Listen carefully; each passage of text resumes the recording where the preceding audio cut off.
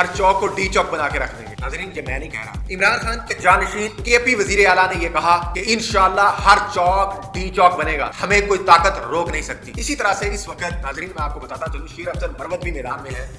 सिर्फ शेर अफजल मैदान में नहीं, इनके साथ साथ वकाला ने भी मुख्तरा को नक डाल के रख दी। 3 रोजा हड़ताल और पुलिस की जुडिशल कम्प्लेक्स में जो मामला था वो सारे मामले पे प्रॉपर हड़ताल की कॉल दे दी। पुलिस के खिलाफ उन्होंने ऐलान जंग कर दिया। जिस तरह से इमाम मजारी और हाथी चट्ठा उनके जो शोहर हैं उस हवाले से जो सारा मामला बना था।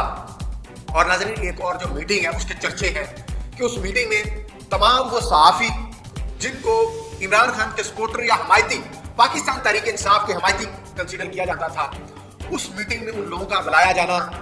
और एक और खबर है कि बैरिस्टर गौहर अली खान, अल्लामा राजा नसराबाद साहब और इसी तरह महमूद अचकज़ई, ये भी इमरान खान से मुलाकात के लिए मामला तय हो गए हैं। और दूसरी तरफ जो स्ट्रीट मूवमेंट है वो इस वक्त हुकूमत को नाको चने चबा रही है।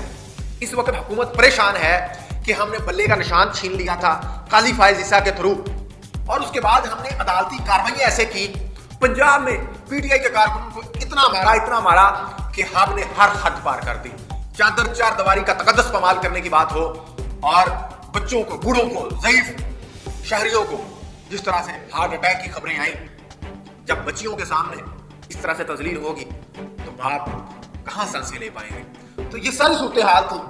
इस वक्त जो स्ट्रीट मूवमेंट है मर्दान, केपीके के दीगर शहरों में, कराची में जिस तरह से सुहेल अफरीदी साहब का इस्तकबाल किया गया था, फिर इसके साथ महमूद अचकज़ई और अल्लामा राजा नसर साहब जिस तरह से सिंध और पंजाब के दौरे कर रहे हैं, और 8 फरवरी करीब आता जा रहा है, हुकूमत की रातों की नींदें इस वक्त उड़ी हुई हैं। सारी सूरत हाल दिन ब दिन गंभीर होती जा रही है। इसी तरह से शेर अफजल मरवत ने यह कह दिया है कि भाई हर हाल में कलमा हक कहेंगे, इमरान खान किसी किस्म के किसी भी जुर्म में शरीक नहीं, वो एक खरा सच्चा लीडर है।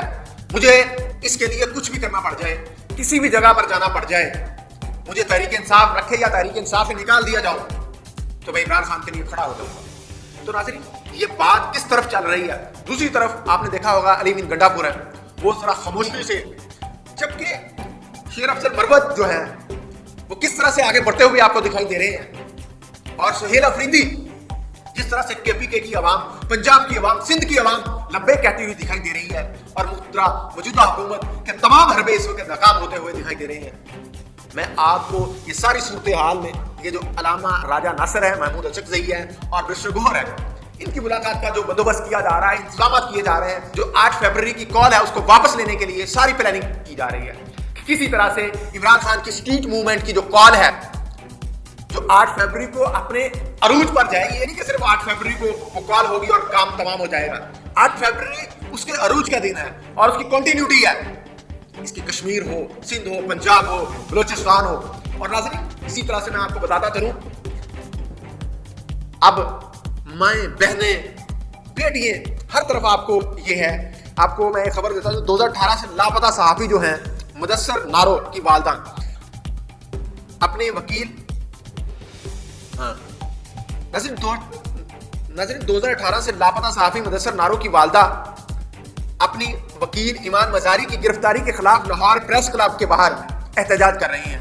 ईमान मजारी मुदस्सर नारो समेत कई लापता शहरियों के मुकदमात में वकील है। शायद यही इसका असल जुर्म है।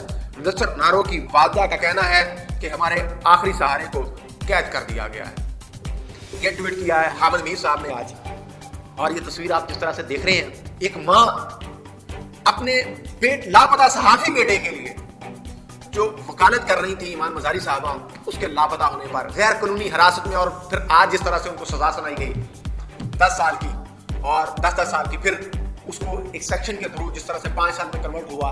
ये सारा मामला आपके सामने नाजरीन, सारे हरबे हुकूमत के इस्तेमाल हो रहे हैं। इसके बावजूद जो कारकुन है वो इमरान खान का नाम लेने से बात नहीं आ रहा।